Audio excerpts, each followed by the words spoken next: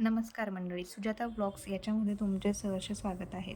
तर चला, आज आपण बनवणार आहोत गव्हाची खीर. तर गव्हाची खीर बनवण्यासाठी तुम्ही गहू इथे पाण्यात भिजत टाकायचे आहेत. हे तुम्ही पहिल्या दिवशी रात्रीही भिजत टाकू शकतात, नाहीतर मग खीर करण्याच्या 2-3 तासाआधी गरम पाण्यात भिजत टाका.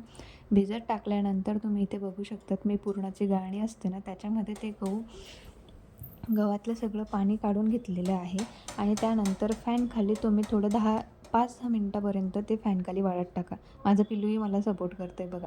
आणि त्याच्यानंतर तुम्ही मिक्सरच्या भांड्यामधून हे जे भिजवलेले गहू होते ते थोडे वाळून झाल्यानंतर ते मिक्सरच्या भांड्यामधून तुम्ही ग्राइंड करून घ्या.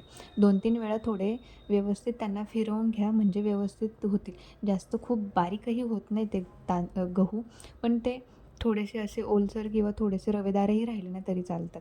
तर दळून झाल्यानंतर परत एकदा तुम्ही ते थोडे पाणी टाका आणि ते परत एकदा तुम्ही स्वच्छ धुवून टाका, म्हणजे त्याच्यातले जे घाण वगैरे किंवा त्याला जे जे आपण काय म्हणतो ते फोतरे वगैरे असतात ते निघून जातील. तर त्याच्यानंतर तुम्ही बघू शकतात, मी इथे पॅन ठेवलेलं आहे. पॅनमध्ये थोडं नॉर्मल साजूक तूप घाला आणि तुपामध्ये ते सगळं तुम्ही मिश्रण टाका आणि कुकर पॅक करा. कुकर पॅक केल्यानंतर त्याच्यात तुम्ही 3-4 शिट्ट्या करून घ्या. 3-4 शिट्ट्या झाल्यानंतर तुम्ही बघू शकता की छान पद्धतीने ते शिजलेलं आहे. त्याच्यानंतर तुम्ही इथे एका कढईमध्ये थोडं साजूक तूप घाला.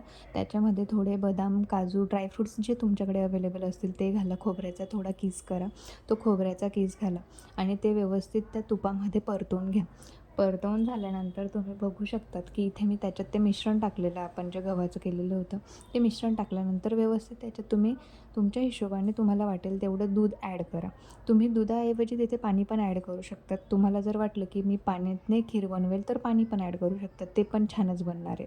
तर तुम्ही याच्यात बघू शकतात की मी त्याच्यात दूध ॲड केलेलं आहे. दूध ॲड केल्यानंतर थोडं कमी आचेवर ना ते 5 ते 10 मिनटापर्यंत थोडं शिजू द्या.